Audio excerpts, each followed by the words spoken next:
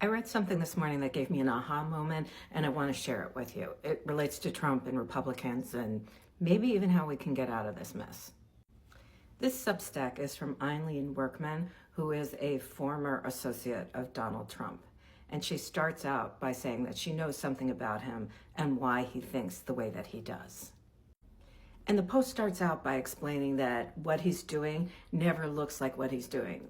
Like his real agenda is always hidden. So for instance, his whole issue with the Panama Canal has nothing to do with the Panama Canal other than he's had financial and criminal dealings relationship to Panama that was detrimental to his business. Gaza is just seaside property as far as he's concerned, and his bugaboo about windmills has to do with Scotland and the fact that by his golf course in Scotland, there were windmills that somehow offended his aesthetic. And immigration has to do with, and I'm quoting her here, his germophobia and anything that is brown and dirty. But it was the last part of the piece that was the aha moment for me. And maybe it's because I left an abusive relationship, and so it was something that I could key onto. But what she talks about is that the Republicans are in an abusive relationship with Trump. And okay, this is not necessarily new, but think about it again. The reason why they're staying is they think they're going to be primaried. And true, in the past, that would have been a key concern.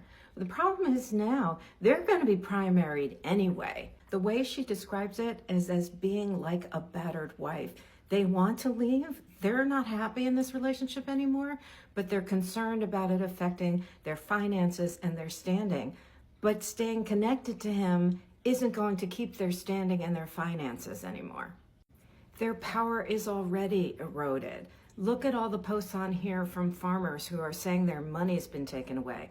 When people start losing their family farms, what's going to keep those people in office? When you can't get cancer drugs for your child or your parent, what's going to happen? What's going to happen when your mother can't have a heart valve replacement because Medicare has been gutted? And God forbid when they touch Social Security. So I thought of three things when I was reading this. First, what does it take to leave an abusive relationship? And I remember when I talked to my therapist and I was trying to get out of my marriage, what she said is when it's more painful to stay in, to get out, you get out. So what we need to do is make sure Republicans feel more pain for being in.